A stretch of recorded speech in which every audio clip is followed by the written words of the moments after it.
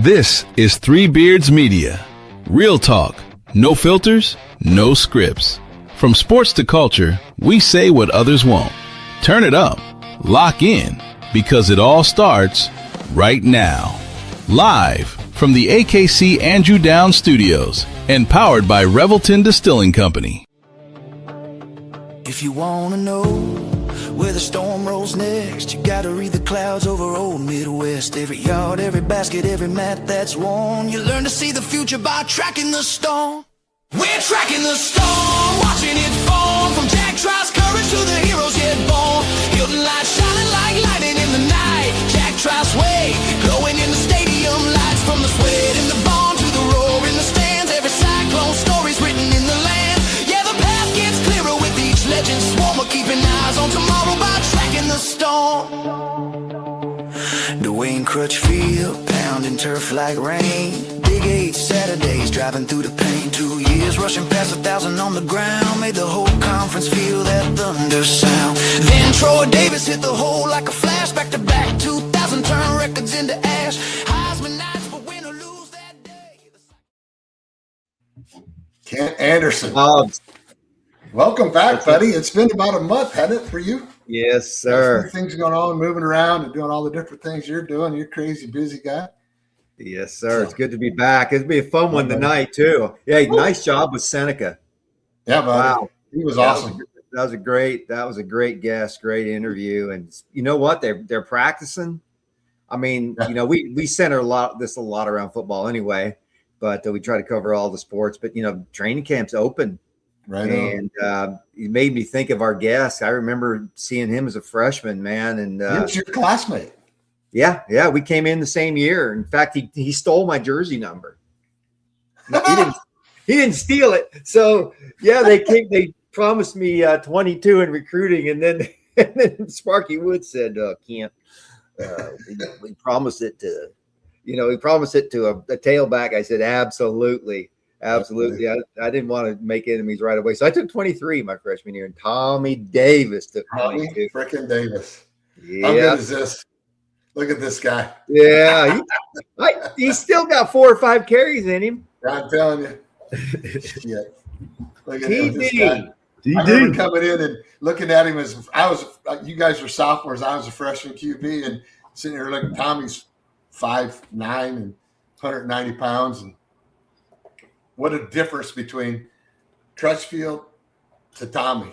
You know, holy cow! And the talent is amazing.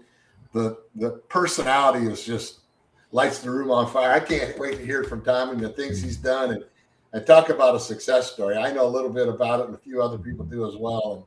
And hats off to you, Tommy, for all the things you went through to get to where you're at, and today being just as successful as ever, and teaching your kids and everything else the right way to do things right is awesome. So welcome to the show, Tommy Davis. Thank you, sir. Buddy. Tommy, yeah, I tell you what, yeah, it's a great story, folks. You just hang on here and you get to hear from Tommy Davis. Tommy, you came in with me in 1981. Who recruited you? I believe it was Coach Hudson, correct? Can you tell us about that? Yep. Clarence Hudson. Clarence Hudson recruited me. He wouldn't leave, man. He was at my school every day.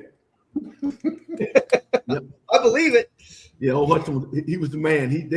They changed the rules at my high school because they said that only certain days, or like maybe Tuesday and Thursday, could scouts come to the school. And Hudson broke the rules. He waited for me outside of school. I mean, literally, that man had to be in St. Louis 2 or 3 weeks at a time. Yeah, I mean, every single day he was there. And I was looking at Oklahoma. I took my trip to where did I take my trip? I took a trip to Minnesota. I took a trip to where did I take my other college trip from? It was a school down in New Orleans. I can't think of that school. It was school in New Orleans. But anyway, I was looking at Oklahoma right up to the end, and then Hudson just won my parents over. I mean, we got with them, and my parents were thought they'd put me under his wing and take care of me, and he did. And then it was unfortunate he left after our sophomore year. Yeah. It was that's when Donnie went to go sell oil. Yeah. Right. Donnie so left. all the other guys went with him. So I think Coach Hud had also. I mean, there was you, Alan Hood. There was a kid named Robert Kofer.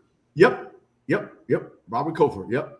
There was quite a few guys from Sunday. You went. Was it East St. Louis High, Tommy? Is that correct? Not East St. Louis High. I went to East St. Louis Assumption, which is a Catholic school. Okay. In the same city. So yeah, that's we even though we never played, they were 5A and we were like 3A.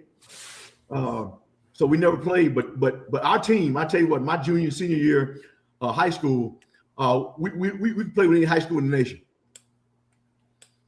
They were East St. Louis always had some. Yeah. I mean, the football. As a recruit, when I was coaching at Rose Holman, I went over and I went to Assumption High School. Yeah, and there were great kids over there that could easily qualify to get in. It was a great school. At the time, and we had a guy out there named Jim Munkin. Jim Munkin was the head coach, just a legendary guy, man. Old Army boxer. Man, he was ornery as they get, buddy. What kind of offense did you run at Assumption? We run like dual setbacks. We ran like what do you want to call it? A veer. We ran a veer a lot. Student body left, student body right. Yeah, buddy. Left, student body right. And what kind of year did I'd go student body right and then throw that halfback pass? And we were dead. What kind of year did you have your senior year, Tommy? Oh shit, man. I tore it up. I had about, I think I 16. I had 3,400 yards in 2 seasons. Wow. Yeah. And that's I had my senior year, I had 22 touchdowns right on the nose. And I was the first player to score in every kind of way. I scored on a kickoff return, a punt return, an interception, a run, and a caught a pass. You didn't throw a touchdown pass? Listen, man, I had arm, man. I tell you, don't want to toot my horn too much here, but put it like this too. We were 33-2 in the 2 games where each state get the state games that we lost. Oh my. Wow. Oh my. That's something. So grew up on the east side of the river. Yep. It's kind of a famous town for maybe not the best of reasons. How was the area that you lived in and the area that you grew up in? And I'm sure there was stuff that you didn't want to have to see that I'm sure you saw, but yeah.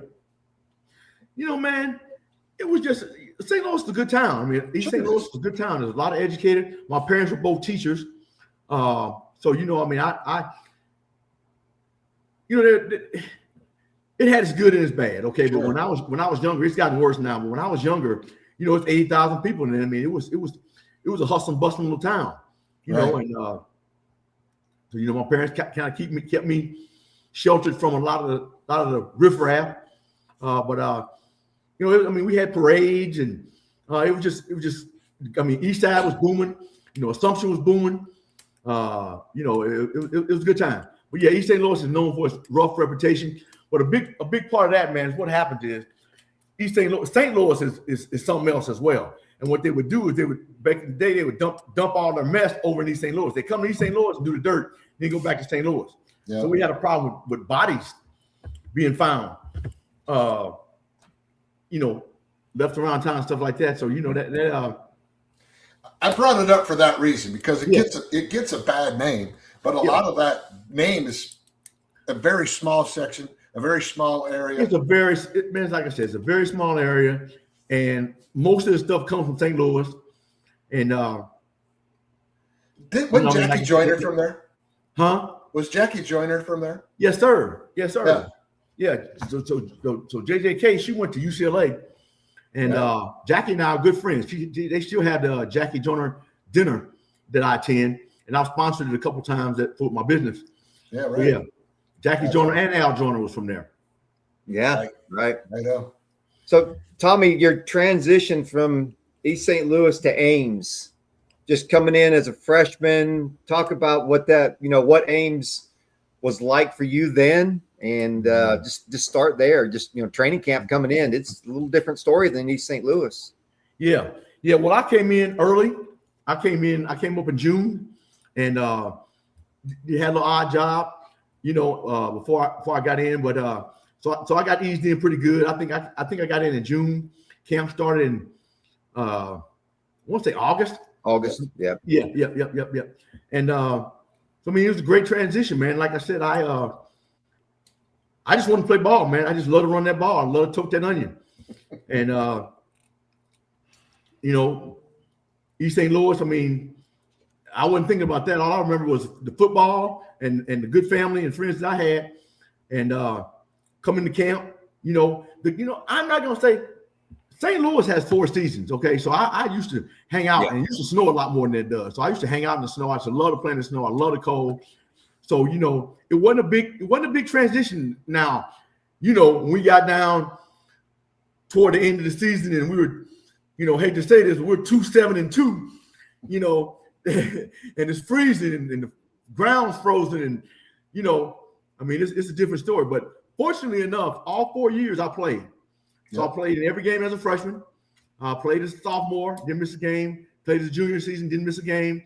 And I missed one game my senior season, and that was against Oklahoma. It was the first night game Iowa State ever had on television. They brought in the big trucks and the big lights, and that was a great game. I tweaked my knee at Colorado the week before. Right. But so the transition wasn't hard for me. I mean, it was a lot to do. Campus time was busting, and made a lot of good friends. Kent, Schrage, we were very close. Yep. And everybody on the team was close. We didn't have a lot of anguish and anxiety and stuff like that. Everybody was cool, like we are today.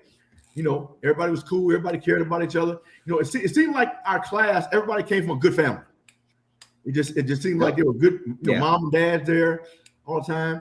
And my mom, dad, and grandparents, they never missed a game. I mean, no matter where we are, we're on the road or wherever we are, they never missed it. So that gave me that support system that I needed to adjust. And so it was good. I mean, it was good. It was a good transition. Like I said, your parents sat right behind my parents. What's that, buddy? In the parents' seats, in the parents' area, right behind the bench. Yeah. Your parents sat right behind my parents, and then Greg Butts' parents sat right next to my parents as well. It was so they were all right together talking just about every game, and they were always your parents were always inside the stadium early, if I remember, because mine was always was one of the first ones in. They wanted to get their seats and do whatever, but it was a special time, a special group of guys. Yeah, I mean, your guys' class was awesome. You guys had a phenomenal class. Yeah, I had a pretty good class coming in with me. Yeah, you did. Some of the things went on with the change in the coaching staff and that kind of stuff. That I'll tell you a story. So coming in, so I came in under Crutchfield, right? So Crutchfield was starting, and he used to call me Scrub. Always, come on, Scrub, let's go. And that year, that had to be what year was that? That had to be 80. That was 81. I think Crutchfield's last year was 81. Yes, and that was 81. And so they had those tearaway jerseys. He had those tearaway jerseys on, and he'd always tell me. He'd tell me, he said, "Cuz, I'm gonna let you get some plays this week, so be ready." So he would come out the game intentionally just to let me get some runs. Also, Crutch, he's a big boy, so I ain't gonna say he wasn't in the greatest shape, but needless to say, he needed to rest every now and then. Sure. Yeah. I think Crutch, they said he was 255, something like that. Crutch was carrying every bit of 75. He was 270, 275 every day, all day. And he had a great relationship with him. He helped kind of get me used to things, and just taught me how to be a pro. I mean, he's a pro's pro, and I used to hang out with him all the time before he left.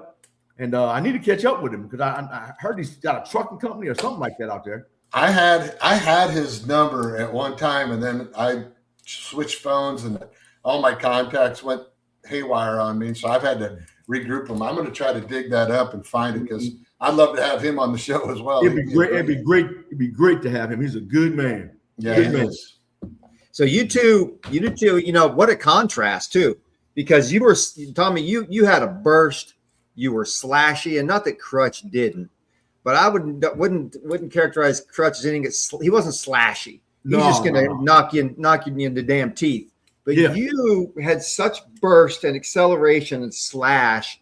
So you were, you said you were 190, 195 at probably your freshman year. You weren't. Right. But you guys offered a great contrast in styles for defense because we were running that rock. Mac Brown, our OC, was giving you guys the rock, and we were behind Carl Nelson, Bruce Reimers,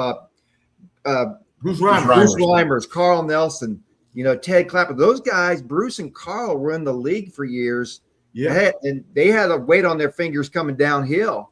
Yeah. And you guys had a great punch there. Mm-hmm. Oh, yeah. Oh, Carl Nelson. I'm running behind Big Carl. I ran into Carl out in Jersey a few 5-6 years ago. And we actually took my stepson over to his house, and he's a huge Giants fan. Okay. And Carl brought us in and showed us all his memorabilia, and had Tanner put on his Super Bowl ring and stuff. Really gracious guy, really great guy. Love to get him back as well. He's an icon at Iowa State for sure. So that first year, your first year, Tommy, would have been the first year we played Iowa at home in the modern era. You remember that game when they put the temporary goalposts up? Yep. So Crutch broke a big run, but you got in quite a bit that game, if I recall. I had a key run that game. We beat Iowa. Yeah. My first 2 years we beat Iowa. We beat Iowa in 81 and 82. And I had a key to run. It was like a third and about 12 or something like that. And ran a little sprint draw, and I scooted up in there, scuffled, and ended up making the first down. It was a key first down in the game. That was a great game. I remember Alex Gifford just was bombing them, man. I mean, he bombed them, and he won on the winning field goal. But yeah, man, them old, what they call those temporary goalposts, those things came down pretty quick after that game. I think they ended up in Lake Laverne, didn't they? Yeah. And the cave-in was lit. The cave-in was on that cave. The cave-in after the game was awesome. And if you recall, Coach Duncan left the scoreboard on, had him leave the scoreboard on all night. Yeah. That game I'll never forget it. That's awesome. Mm-hmm. That is awesome. So you got into your freshman year. Crutch leaves. Next year, you're number one tailback for us. Yeah. One of our real big games was down in 1982. Was down in we played at Tennessee. Yeah. Oh yeah. And well, before that, my sophomore year they brought in the Harold Brown. HB. Yes. Brown? Yeah. Yes. Yeah. Yep. They brought in Harold Brown. He had broke O.J. Simpson's junior college rushing record, and Harold was sweet. Harold was fast. He's a big boy. I think he's about 6'1", 200. Yeah. I mean, he was a stout little fellow, a lot of speed. Yeah, so I had to beat him out. It was crazy because they never told us who was going to start. Right down to the Tennessee game. They never told us who was going to start. And Tennessee had to be the first game of the season, wasn't it? The first game? Might have been the first, not possibly the second, but I think it was the first. Yeah. Yeah. So they never told us who was going to start. So I was on the kickoff return. So I was out there and they kicked the ball off. We fair carded or whatever the case may be. And so I go, what am I doing? What am I doing? So I go kind of run to the sideline. Harold goes running the game. As soon as I get to the sideline, Hudson goes, "What are you doing? I didn't tell you to come out. Get back in there." So I went back in. So what they played those switcheroo on us. They never told us who was going to start. So he did it that way. So I didn't feel so bad, and Harold didn't feel so bad. So we went on to have a good game at Tennessee. I had a real good big game at Tennessee. You had a huge run. I want to say, was it second quarter perhaps? I don't remember, Tommy. I think it was one of the first plays of the second quarter. How long was that run? 75 yards. 75 yards. And I never remember, they had Willie Galt, they had Reggie White, and they had what's that dead kicker? Fuad Revenge. Fuad Revenge. Yeah, so man, I broke out around had Jerry Lorenzen was fullback. Jerry Lorenzen probably was 190 at best. And the play was 48. So 48, you can break out, you can cut that 48, slant it back in, or you can take it around the corner. So I took it outside, and I saw Jerry Lorenzen run. Reggie White hits him, just basically smacks him out of the air, right? So I see Jerry's feet up in the air. Then I look, and the other arm, he's got Carl Nelson, almost on his tippy toes. And Reggie White, and I said, "I got you, big boy." When I ran around, I'll never forget it. I said, "I got you, big boy." And I ran around, I juked up inside, juked back out to the sideline, and it was a foot race after that, buddy. Yeah, it was a foot race. Yeah. I'm getting chills all over my body right now. Yeah. Yeah. And that was the first game of the year. down there. That was Tommy, you were fast, but that was probably the fastest I'd ever seen you run. I mean, you took off because Tennessee, they had another guy by the name of Miller who was a hurdler. They had Willie Galt, a Miller, a sprinter. Keith and they just had speed all over the place, and you left them. And Willie Galt wasn't playing on defense. I don't know if you're leaving Willie Galt, but you left their DBs. Yep. And I'll never forget in that game, man. I would have went in standing up, but I did this thing my coach never told me to do, but I did it. I turned around and I waved. And I running good. I turned around and I waved. I turned back around, ran. I heard, and as I was reaching back to wave, one of the corners from the far side of the field, it came and he grabbed my wrist. And I'll never forget. So I just snatched him, and I went in the end zone, laying down. I went in the end zone on my back, and I can't pull him in. So I was like, damn, What did Coach Hudson have to say to you? Man, at that point he was so elated that I went 75 yards. I didn't even get it. He just, because Hudson, he was great for his sayings, Oh, yeah. You know how he was. Yeah. Coming out there on the field, combing his hair the wrong way. You come out there with that comb, put it back. And I heard you guys talk about that, and Hudson say, "There ain't no place I'd rather be, man. Yeah, right here in Ames Howard Field, with a shit comes running down the plains." And a lot of people don't know, but we had that behind the field is that damn veterinary medicine. That's where they kept all the cows. Yeah. And I don't know if you was in there, but a bunch of our guys used to go cow tipping. That wasn't me. Yeah. No. Yeah. We grew up with them. Yeah, that's right. Yeah. So That's hilarious. Do you remember how many yards you would have had that Tennessee game, Tommy? Yeah, I did. I had 168 yards on about 12 carries. Yeah. I know one carry you should have got that you didn't. What now? I know one carry that you should have gotten that you didn't get. What happened? The aforementioned running back carried the ball and fumbled it in the. Yep. Sure did. That's what cost us. Yeah. Hudson talks about that to this day. Yeah. He and I've had many discussions about that on the golf course. Oh, okay. All right. Yeah. So now you guys are in Ames? I'm in Indianapolis. Oh, okay. No, I'm currently in my hometown. Okay. Yep. Yep. But I've been in Indy now for 8 years. Okay. So get down to Florida quite a bit. You remember, you don't remember Jeff Hansel. He came in after you. He lives in West Palm Beach area. Okay. Lake Worth area. King Green is down there. You Oh, remember yeah, King Green? You in contact with King? I can get through Alvin Baker. You remember Baker? Yeah. Yeah. Hey. Bacon King talk all the time. Okay. So I'll get you guys hooked up. He'd be great to see. Yeah, that'd be great. That'd be good. Yeah, real good. And a lot of the stuff we're doing through the Letter Winners Club. We're having a lot of guys from the past getting back and fully engaged. We had a really good meeting with Coach Rogers, the new head coach. Yeah. And one of the things he really truly believes in is the glue of the company or the team really derives around the letter winners. And the more they're engaged, the more the guys that are current are engaged. And I just think it's a great event and great opportunity to be a part of the team. That we dearly love. Loyal Sons means a lot, and that's kind of who we are. So you need to give me all that information. I'd like to get involved in that. I'll definitely get that to you. Mike Green is the director of the Letter Winners Club, so I'll get your information over to him, and we'll get you all the details of that going on. But have a good time. Trying to get Sam Clear back for the Letter Winners this coming year. So Sam's had a decorated career down with the military. So I think he's okay. I'm not sure which rank he ended up with, but he's very high up in the military, and he's retired in out in the Middle East somewhere. So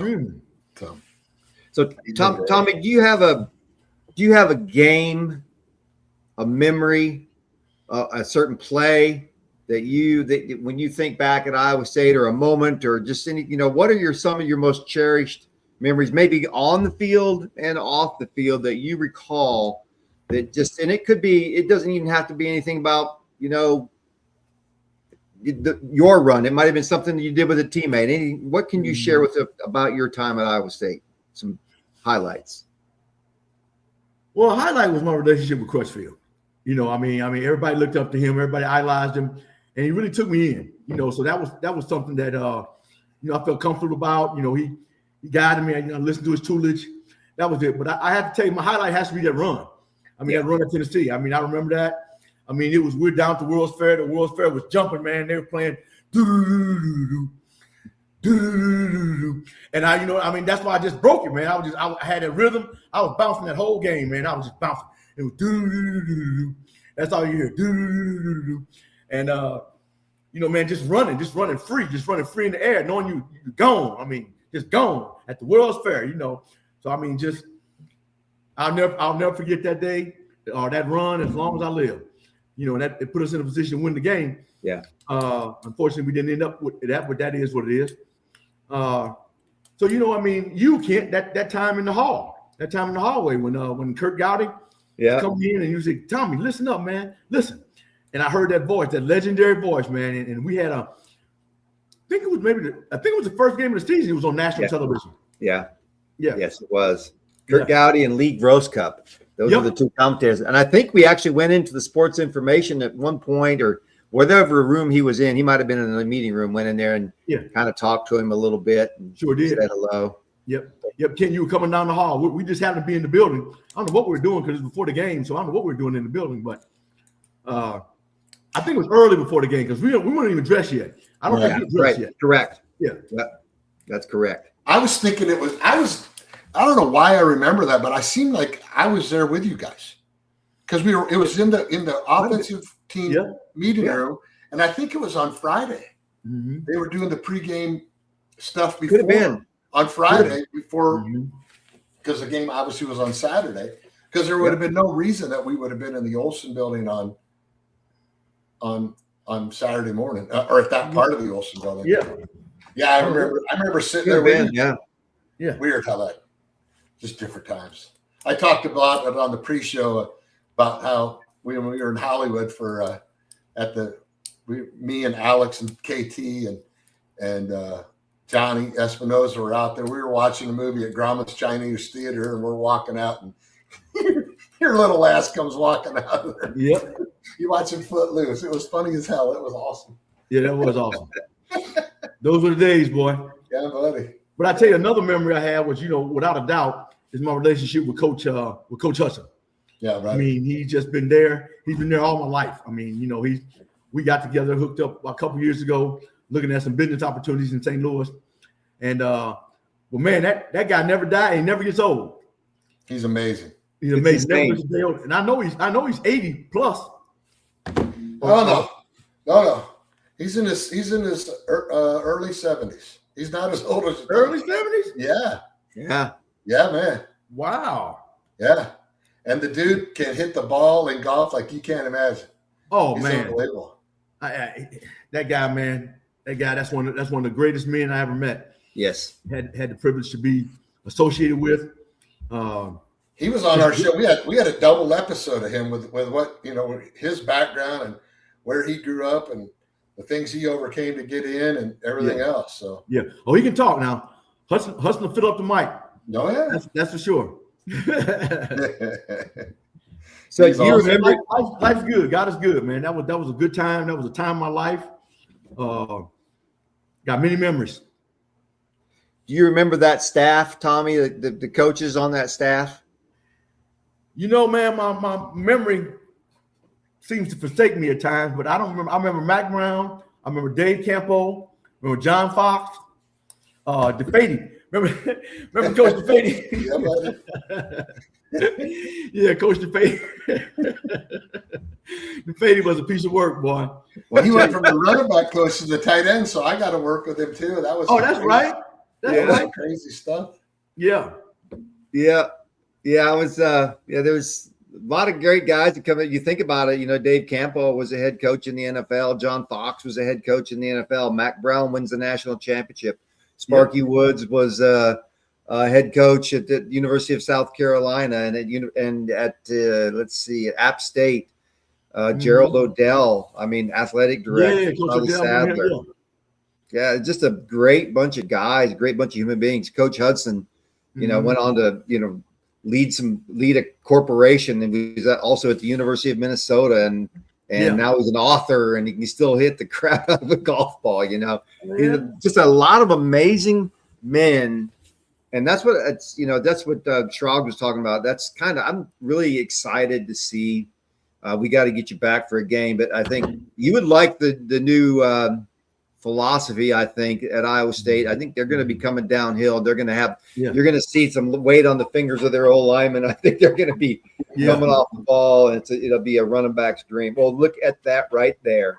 Well, look at that. Well, I'll be a monkey's uncle. I just will be a monkey's uncle. There he is. Hello, TD. Hey, what's up, buddy? How you doing, man? Oh, man. You know what? I'm doing great. Oh, man. What can I say? Yeah. Like you say, no place I'd rather be. What were you talking about, the comb? I think you're the only. Yeah, you should comb, man. You should comb with your backwards. I think you're the only one that remembers all of my old sayings. Oh, yeah. Oh, man. I remember some more. I remember some more. I just can't talk about those. I just say this. You used to say, I'd be happier than a dog with. Yeah, I heard you. Yeah. How is life in Miami? Pardon me? How is life in Florida? Man, life in Florida is good. Yeah. I can't complain, man. Can't complain. Got out to church this morning, had a really good service, and got back home. Got my daughter. My daughter here helped me get all set up. So that's a wonderful thing. She's doing well. I got a grandson down here. Named City Addison. Yep. Wow. Nice. So you still have your business there in St. Louis? No, well, yeah, our home office now is in Columbus, Ohio, man. We really grown. You're kidding me. Yeah. We got probably 50 people in St. Louis still working, but we got almost 400 working up in Columbus, Ohio. Oh, you kidding me? So how many employees do you have now? Pardon me? How many employees do you have now? 450. Wow. 450. Wow. Amazing. So we got hooked up after you came through with that construction project you had. We got hooked up with Google, and so our office is right on Google's campus. So we did all their maintenance work, all in Columbus. We in Columbus, moved to Nebraska a little bit, got something going on in Atlanta. But we're so busy, man. We can't we turn away more work than we take. Is that right? Yeah. It's really done us good. We've gotten in now, and they don't hire us just because we're minority owned. They hire us because we're good at what we do. Well, that's the whole point of the whole match. I mean, you have to have excellence, Tommy. Just like in football, you know that. Yep. That's right.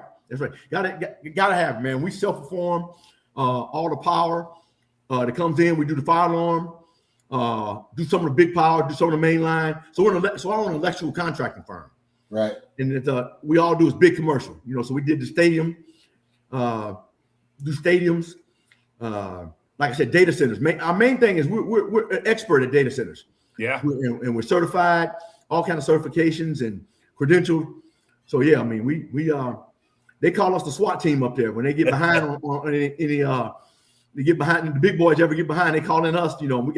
We got blessed because we went in and got really a good relationship with the union and a good relationship with the community. And so we got guys, man. We've only been 2 years. Maybe 3 years we've been up there, and we've grown up to 400 men. And most of all those men are the top men in the field at what they do because they come from other projects. How it works in contracting, a union contractor, we have union workers. So our workforce is basically subbed out from the union. But when they come with us, they stay for us for many, many years. They stay with the same company for many, many years. But they're union employees, and then we pay them direct, and then we pay our union dues. So it's good. We built our squad on just guys that were there, that were in the data center before, that worked for other companies. We've had 50 men at a time just cut over to our company because they just love the workforce. Wow. And my son, go ahead. You think about it, Tommy, and what you've done with your life and built this business on top of the other one that you had that you sold to the Dallas Cowboys. Right. How much of your success do you contribute to Iowa State and football and what you've learned in high school? How much of your success and who you are, how can you relate that to your athletic history? Discipline, period. Absolutely. I mean, you got to be disciplined. You know, when I started out, you know, I mean, never thought that I'd have 450 employees. Never thought that I'd have a company that's going to do over almost $100 million this year. But it's been discipline, man, you know, on the field and the relationships. Discipline and relationships, Coach. I mean, I'm just a product of you, man. I mean, I'm just another you. You know, you treat people, you look a man in the eye, you feel fairly. And I'm just friends. I mean, you know, everybody I come in contact with, you know, I'm friends. They think, all of them think I'm, you know, big time. You know, because like I said earlier, I got a son, Tommy the third, so Tommy Jr. So they you know, they just call him Tommy. They call me Big Tommy. Yeah, but it's discipline, Coach, all the way. I mean, Iowa State, you know, we had great coaches, great staff, good program, you know, and you know, like I said, my mom and dad didn't, well, especially my mom, you know, she didn't fool around. You know, she kept me on the straight and narrow. No, your mama was tough. Yeah. Mama was something else. Oh, good. It takes parents, but I just wanted to make that point that what you learn when you're in college and what you learn when you're with an athletic team, you learn how to make friends, you learn how to build relationships, you learn all those things, and they carry you on. And you never know. You absolutely never know where you're going to end up. Yeah. This integrity, man. I mean, that's what's so, you know, like this whole thing here, this reunion here. I mean, it's right. It's right full of love, right full of memories, you know, right full of just good stuff, just good juju. Good juju. Right. Okay, Coach Hudson. I always said it costs absolutely nothing to be nice. Yep. Right. And you never know what rewards you're going to get from that. No matter who you meet, no matter where you go, it never hurts to just be nice to everybody because you never know what that's going to end up coming back to you in rewards. And that's what you've done, I believe. You've been nice to everybody. You've been Tommy Davis, TD, everybody you meet. And that plays off. Yeah, I'm so happy for you. Oh yeah. All right, I'm going to shut up and let these guys do their job. Coach, Coach, it's awesome. Can I ask you a question, Coach Hudson? Can I put you on the spot, Coach Hudson? Can you give us a couple? I know you probably got more than a couple, one or two of your favorite Tommy Davis stories, memories, plays. Well, one of my favorites was we're at Tennessee in '82, and we're down there. We're in that big stadium. There's 92,000 crazy people singing Rocky Top, and they've got a loaded team, and they're expecting to just come in and just sweep us off the floor. And I believe this is our second game. We played Kent State the first game, and Tommy started, and we're probably somewhere in the middle of the second quarter. It's been a real battle. We're on our 20-yard line, and we run 41-42 off one of the tackles, and Tommy pops it over the left side. Now, the big defensive tackle for Tennessee, who played for the Green Bay Packers, Reggie White. Was on the left side of the defensive line. Well, Tommy breaks through on the left side of the offensive line, so it means Green came through and was chasing him. And Tommy cut back to the right, almost ran into him, and he squared up, and I'll never will forget. Davis is scooting with his little scooty run that he had. He kind of scooted when he ran. And 80 yards later, he's going into the end zone, and Green is diving at his heels as he crosses the goal line. And that's probably one of my favorite memories of Tommy Davis. That run was amazing. The game was amazing. Except for a fumble on our own 49-yard line. 30 seconds to go in the stupid game would have beat them at Tennessee in '82. Yep. The only guys by field goal. Yeah. I mean, I don't want to go into the whole story, but I'll tell you that. That was a really defining moment for our season. Yeah. That play. So anyway, that's one of them. And then we came home and beat the shit out of Iowa. Yeah. At Iowa. At Iowa City, yeah. Yep. At Iowa. Yeah. Yes. Yeah. I remember they had 108 yards total offense that day. Yeah. They never crossed midfield except for the first play of the game when those are some great memories. And Tommy was always someone that I knew that when the bell rung, he was going to come out punching. There was no lack of fight in Tommy Davis. And I'm so happy to see that fight still exists in him, and he's doing some great things with his life, and he's helping other people do great things with their lives. And that's what coaching is all about. That's what Iowa State's all about. That's what the whole deal is all about, is getting people to the stage and the place where they have an opportunity to really go out into the world and make something of it. And that's, yeah. You brought him the whole way. You brought him along from his days in St. Louis, East St. Louis. Well, I remember recruiting Tommy. Tommy said you were there every single day at school, and he just sat on his front porch waiting for you to leave. Well, I sat across the street a lot. Yeah, you did. He may not have seen me, but I was sitting there a lot. Watch me. Yeah, back then I loved Church's chicken, and my favorite thing was 5 legs. I get 5 legs. I didn't care about no French fries, no nothing. I just had to have my 5 legs. And I remember he knew I was going there, so he'd come in at the Church's chicken. I'd be there with other classmates, and here come Hudson. Yeah. Well, that teaches you persistence, Tommy. Absolutely. Yes, sir. Fantastic. That is awesome. Hey guys, we got to pay some bills. We're going to take a quick break here. Come back. Tommy, I'd like to get into what you're doing with your career right now, and things you've taken from right after college, and how you got into this stuff, and and just the things that you've done and the things that you've taken and how you've grown different businesses and different things that you've done when we come back. It's about a 3-minute break or so. Coach, thanks so much for coming on. I know this is last minute, but man, you were special to me. Obviously, very special to Tommy and Kent. And we love you, buddy, and we're so glad you could stop. Well, you're the result of why you were in the business of coaching and what education is all about. It's just amazing to see the 3 of you and to talk to you guys. And I know the other ones that are listening has also went out into the world and done really, really good things. And that's pretty special. And the thing about being on an athletic squad, an athletic team, it teaches you so much. It teaches you what life is all about. That loss that you have that you thought you'd never get over teaches you something. And the big win that you have, you celebrate it, but it also teaches you something, that nothing is ever permanent. You get knocked down, you get up, you get on top, you're going to get knocked down, and you got to get back up. And it's a great thing, and I love it. So, hey, you guys have a great conversation. Coach. Tommy, so great good to see you and talk with you, and I know we'll get together again here one day.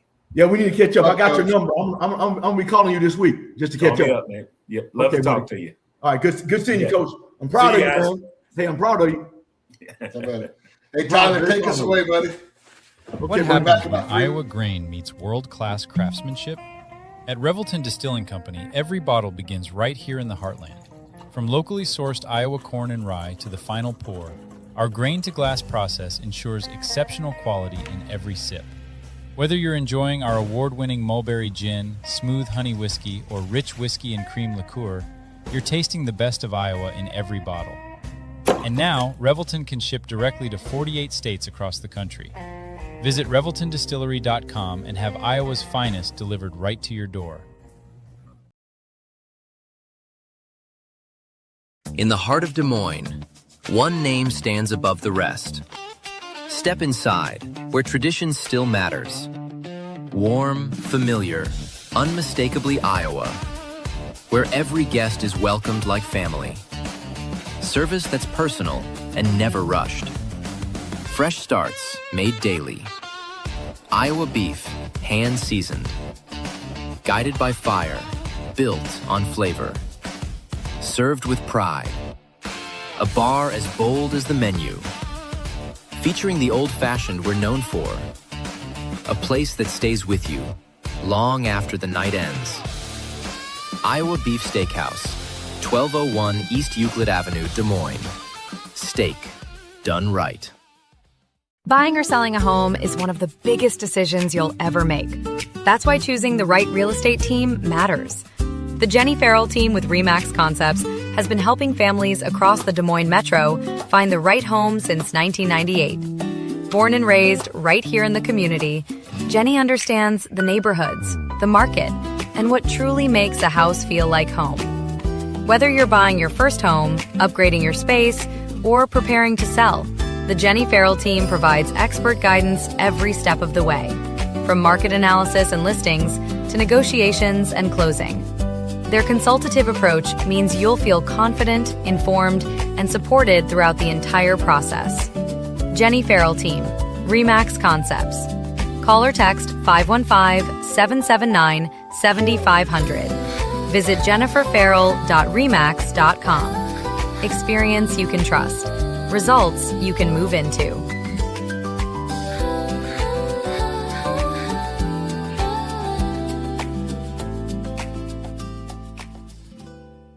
Whiskey lovers, get ready for the ultimate experience at Whiskey Fest 2026. From exclusive tastings and live music to unforgettable networking and premium pours, this is the can't-miss whiskey event of the year. Kick things off Thursday, October 1st with the Women in Whiskey Dinner at River Center DSM. Then Friday night, October 2nd, enjoy the VIP whiskey tasting event at the Meridian in West Des Moines. The celebration wraps up Saturday, October 3rd with the whiskey tasting main event featuring incredible brands, bold flavors, VIP early entry, and more. To top it off, Old Man Strength will be broadcasting live Friday night from the VIP event. Raise your glass and join the experience at Whiskey Fest 2026. Not every animal gets a fair shot, but that's exactly what Animal Lifeline of Iowa is here to change. Since 1986, they've been stepping in for the ones who need it most. Injured, abused, orphaned, and special needs cats and dogs across Iowa. This isn't just a shelter, it's a lifeline. As Central Iowa's only no-kill shelter dedicated to special needs animals, they provide life-saving care, rehabilitation, and the opportunity for every animal to find a forever home, no matter how long it takes. But here's the deal. They can only save as many lives as the community supports. So get involved. Donate online. Hit up the Animal Lifeline thrift store, where every purchase fuels their mission. Or, better yet, find your next best friend and adopt. Because every tail wag, every purr, starts with someone like you. Animal Lifeline of Iowa, where we provide much-needed TLC and a safe space until they find their home. At Three Beards Media, giving back to our community has always been at the heart of what we do. That's why we're proud to welcome No Pros Remodeling as our official community outreach partner. Thinking about transforming your home? From stunning kitchen renovations, all while still being able to use your kitchen, to gorgeous bathroom remodels that take a fraction of the time, No Pros delivers craftsmanship you'll love. Best of all, they can help you save up to 75% compared to the other guys.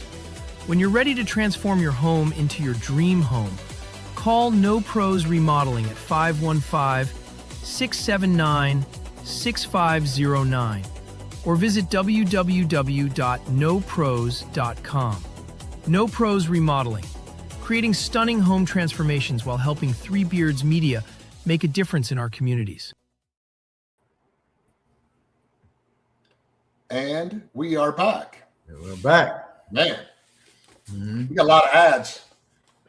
It's because Kent takes the big paycheck out of this whole damn thing. So you got to have all these ads. You know? Yeah, you know that's right. It's about $5 on Sunday. $5 on Sunday, just like after games. So Tommy, man, we're so, just like Coach Hudson said, we're just so pleased and so proud, and just knowing you and seeing where you are. You said you're running that $100 million company and 450 employees. My goodness, Tommy, it's amazing. And how did you get there? I mean, man, that's quite a story. Yeah. Man, I built it from the ground up too. I mean, the name of my company is called TD4, and Tommy Davis and his 4 kids. And so I got 4 kids. I got 3 boys and a girl.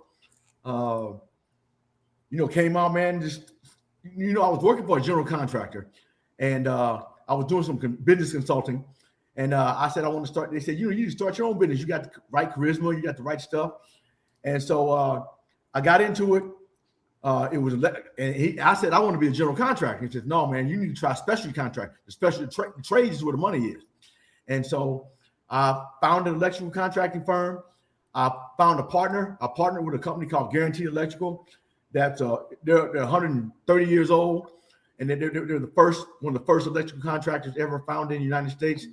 I partnered up with them, and they let me be 51% owner, and they were 49. And we hit it. And what slapped dead into 08, 09, man, right into the mark. Oh yeah, right cutting the teeth. So we lost. Bottom line, before it was all said and done, I was $8 million in the hole. $8 million upside down. And man, we got in that thing, and the weather broke, and we got the storm ended, and we got going. And so we grew a little bit, and then I ended up buying them out. And then we're cruising along about around 100, 125 employees, and just got hooked up with Google. And up in Ohio, I went to Ohio. I met with Steve Ford. He's one of the top construction guys up there. And we're it. I mean, we're the only minority contractor that had any really bandwidth. And so that's it. So like I was telling Hudson, we started off where they were using us because we're minority. Now they use it because we're good.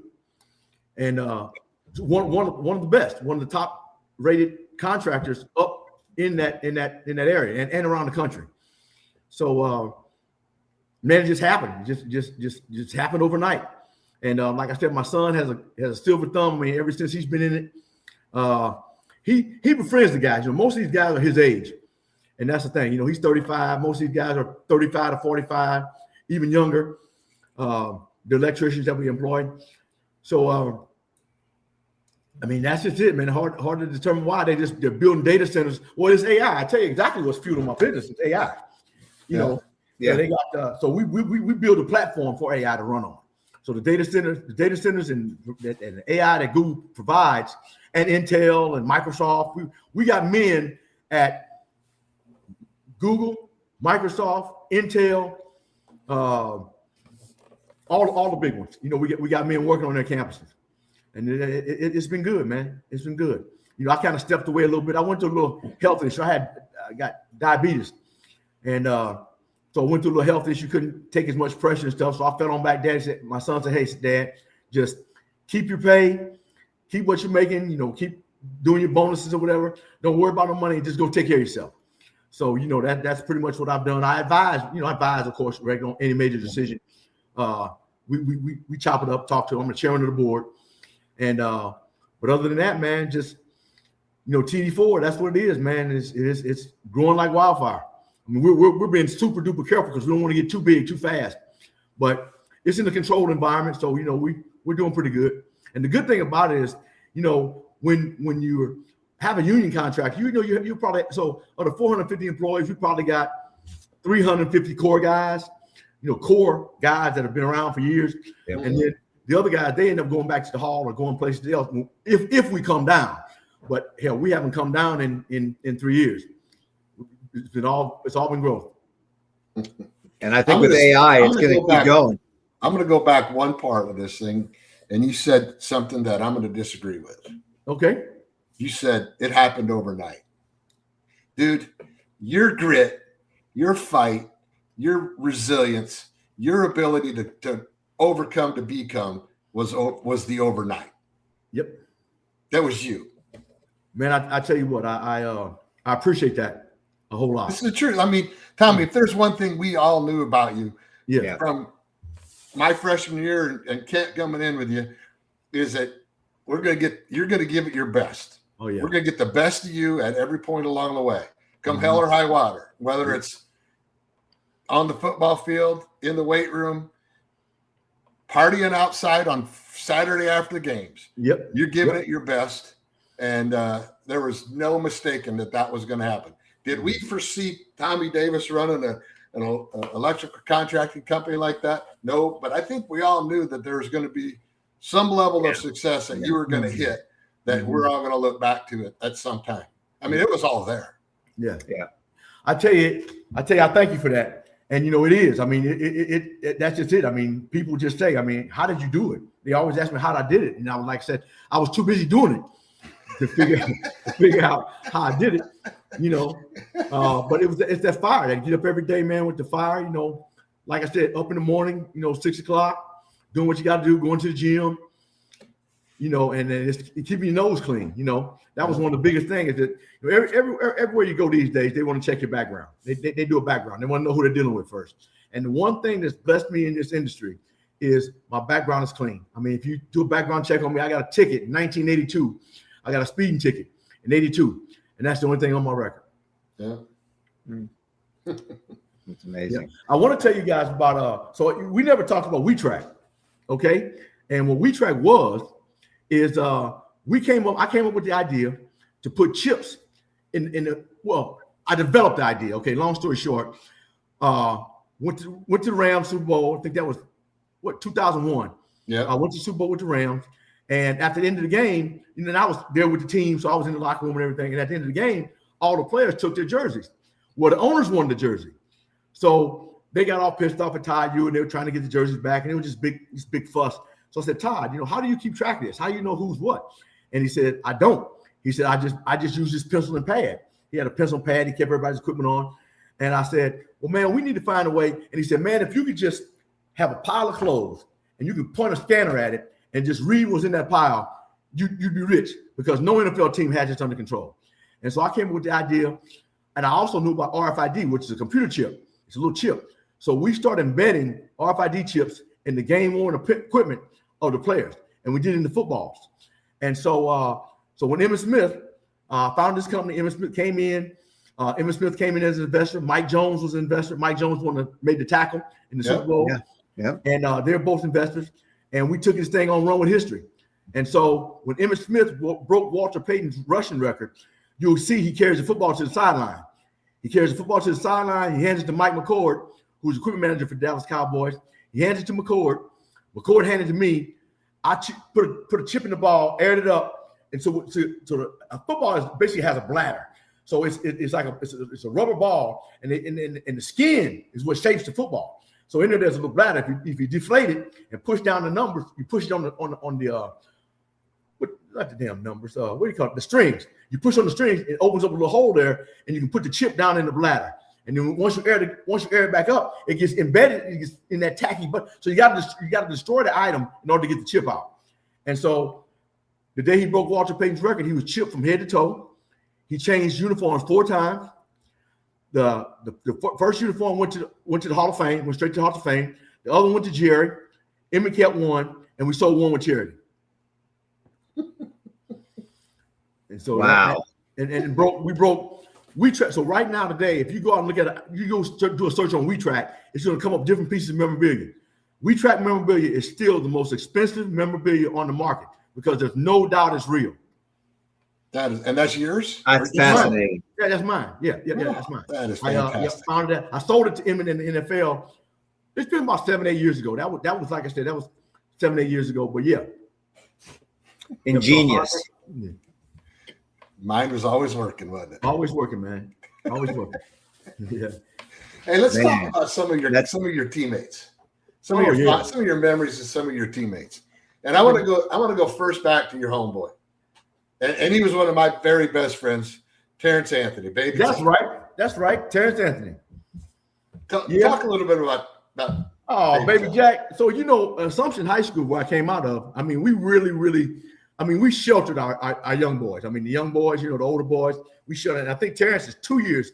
Yep. Yeah, he's 2 years younger than me. And Terrence Anthony, he's just so funny. I mean, we call him Baby Jack. And man, just what can I say? He was like a little brother to me. That was after his dad, right? Wasn't his dad Jack? Yeah. We call him Baby Jack. Yep. And so shit, old Terrence Anthony, man. What can I say? I mean, he's a real good defensive back. Great kid. Good kid. I know his mom real well. Played with the Falcons. Yeah. He played with the Falcons. Falcons. Yep. Sure. He got in on that when that. No, he went in early. He got in before them Scabs went in. I think he went back and played some when they had the league had the strike. Mm-hmm. Yeah. But yeah. Just a good kid, man. Good kid. Good player on the field. Good player off the field. Yeah. Just a good guy. You got one, Kent? Yeah, well, I was just going to add, you ran with, of course, in the running back room, you had KT, Kirk Thomas. Yep. Would have been in your running back room too. And I know we had him on as a guest. I know you were friends with Danny Harris. Oh yeah. Shoot chair. Yeah, we had Danny on as a guest. He's had quite a story.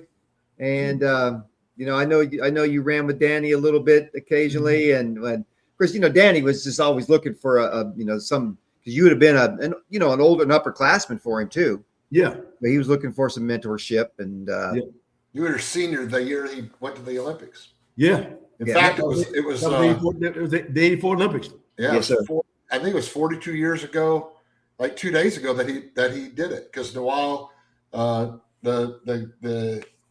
gal from Morocco, who was also a freshman, won the gold that year from Iowa. Yes, she did in the hurdles. Yes. That was 42 years ago today. What was she in? What was the girl in? She ran the 400 low hurdles.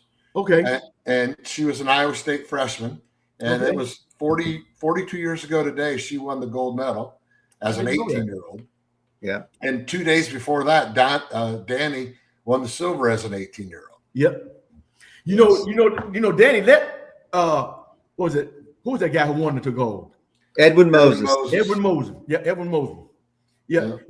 Danny told me he let him win. He said he could have beat him. He said he could have beat him. But they told him to let him win. Mm-hmm. Danny did get him. Danny stopped the record at 122. We talked about that. I got one for you that I like to bring up. He was also a classmate of yours, Kevin Max Eggleston. Oh, Max, Eggy, Big Eggy. Yep, Kevin Eggleston. Huge about man. That. I'll guarantee he's watching. Yeah, 6'8", 305. Was Iowa State tennis champion when he came in. Yeah, that's right. Yeah. Iowa State tennis champion. He was he was quite an athlete. Yeah, I bet Big Max watches all the time. And you were talking about contracting, and what it came in with as well. He builds homes in Illinois. As old Billy McHugh would have been another guy about years. Billy McHugh, yeah. Billy Mack was from Illinois. I think he's from Aurora. Yep. I was gonna say Aurora. I sure was. Yep. Yeah. I do want to. You're a businessman, and you obviously are very intimate with athletics. And I don't want to shift gears on you, Keith, but I just might. Oh, good. I do want to just ask you, as a business person and as a former athlete, the state of athletics, the NIL, the pay to play. What? Just talk us. Give us the Tommy Davis philosophy, because you've seen it on both perspectives. I mean, it's out of hand. It is. You know what? But I do feel that the kids should get paid. Yeah, absolutely. I feel they should get paid. Now, how it's monitored and how they decide to decipher it out, who knows? But I mean, a lot of money are making on those, and it's tough because, like I said, as before the rules were you can't work on scholarships. So I mean, hell, I remember we used to have to get food stamps. We had to use food stamps. I mean, they couldn't give you nothing when I was playing. You couldn't work.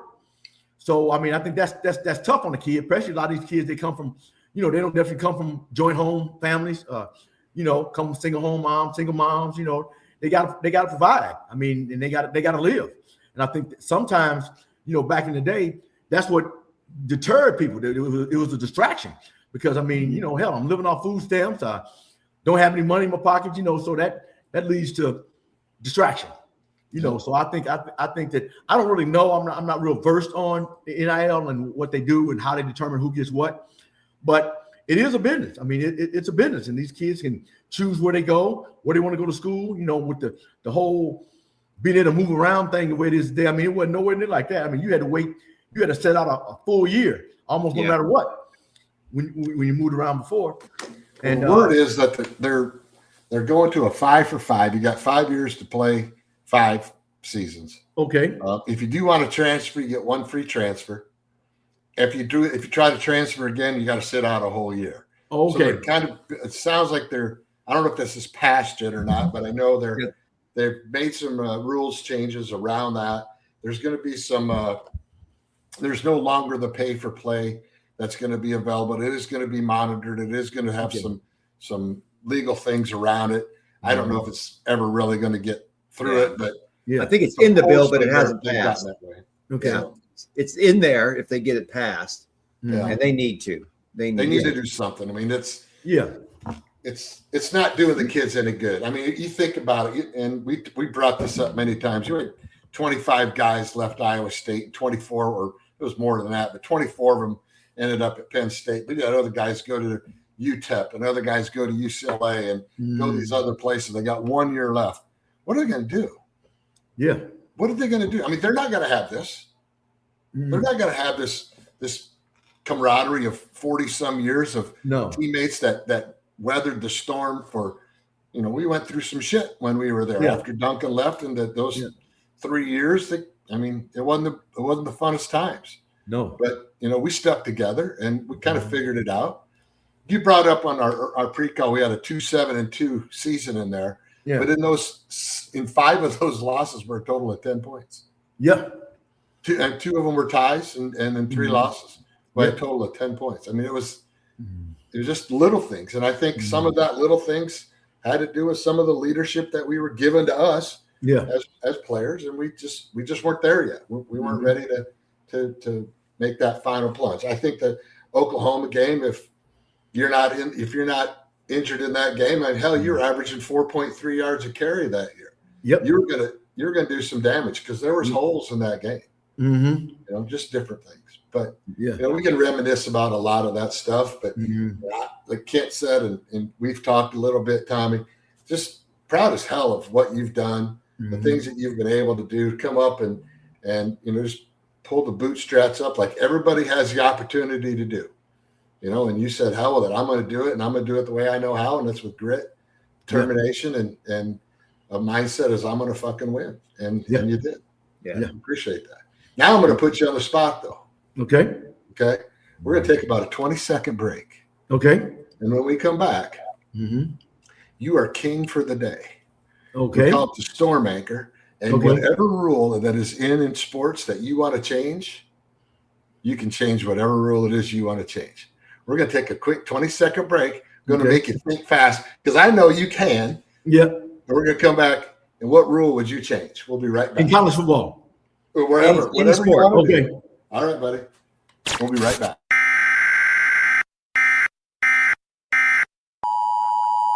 This is the Storm Anchor Amendment, where our guest steps behind the podium and makes one rule change to reshape college sports. No limits, no red tape, just their decree.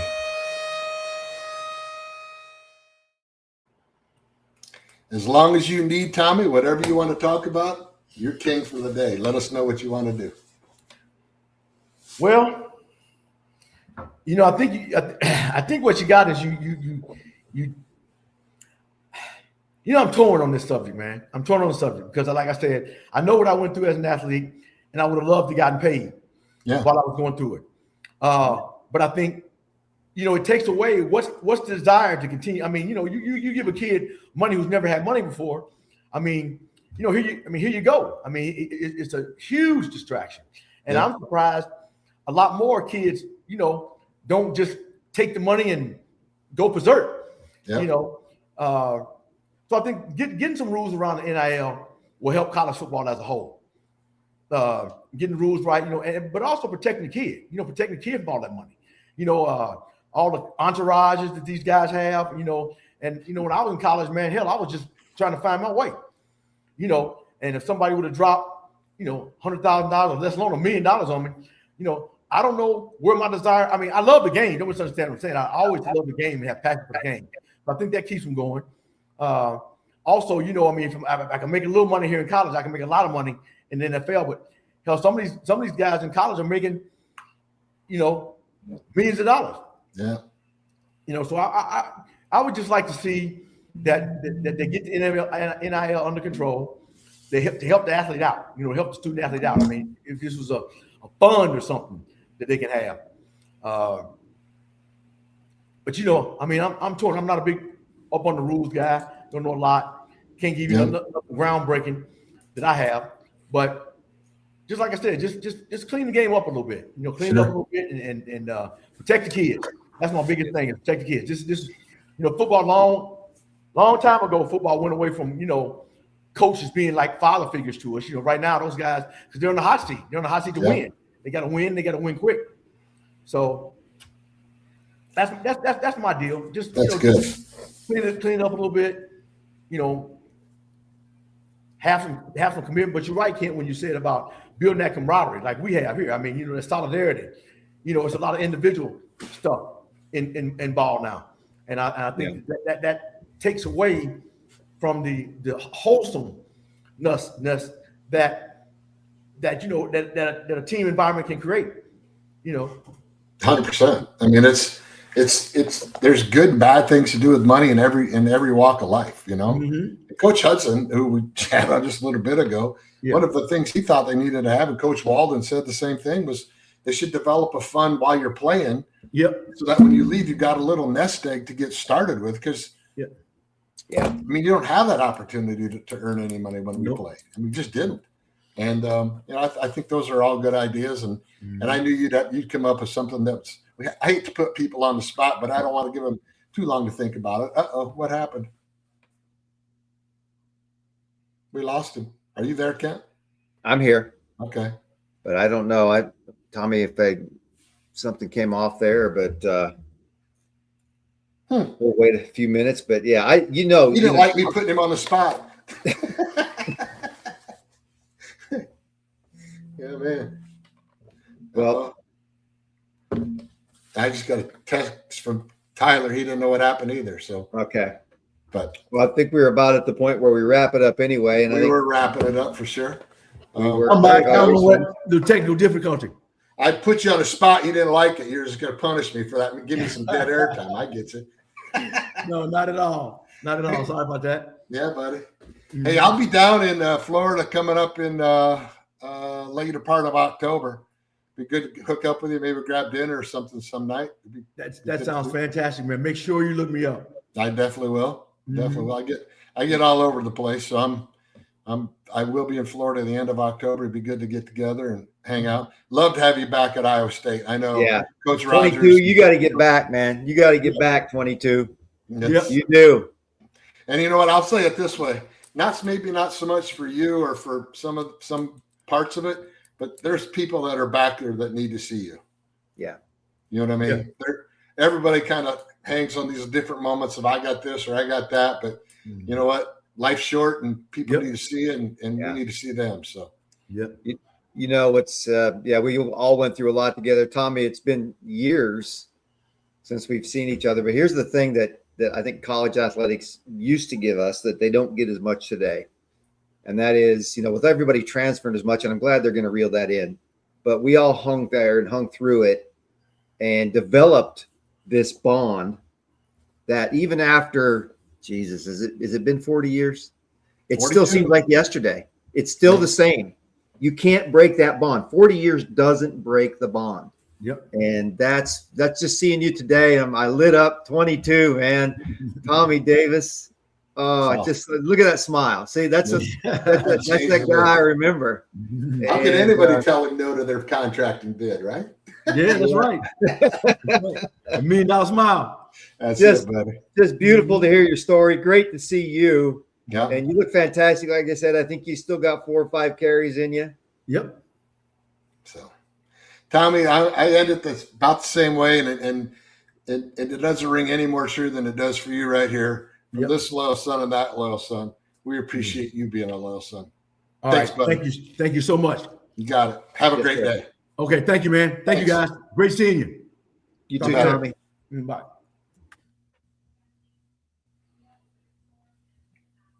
What a great guy. Yeah. Awesome. Give me goosebumps. What a great guy.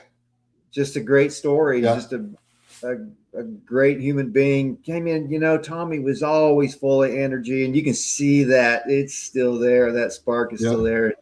Great energy, great person, very successful. And we do have to get him back to come up to Ames and get him back around some of the guys. Get him around the university. A lot of people love to see. So, buddy, you take care of yourself. We'll talk sometime this week. Have a good one. Good night, everybody. Good night. We're tracking the storm, watching it form from Crutchfield's grind to Troy's 2K storms. Seneca spinning through the rain and roar, turning third and long to forevermore. From Jack's I will to the Campbell years, we build up hope out of heartbreaking tears. Yeah, the line holds strong and the faith's reborn. We're keeping eyes on tomorrow by tracking the storm. Here comes Johnny O, fist up in the air. Tonight's show theme and that Hilton stare. Took a quiet Coliseum, turned it into a spare. With top 25 giants learned to fear this well. Hilton magic swirling like a cyclone wind. We're nine on the pivot, made the rafters spin. Step back, jumper, drive down the lane.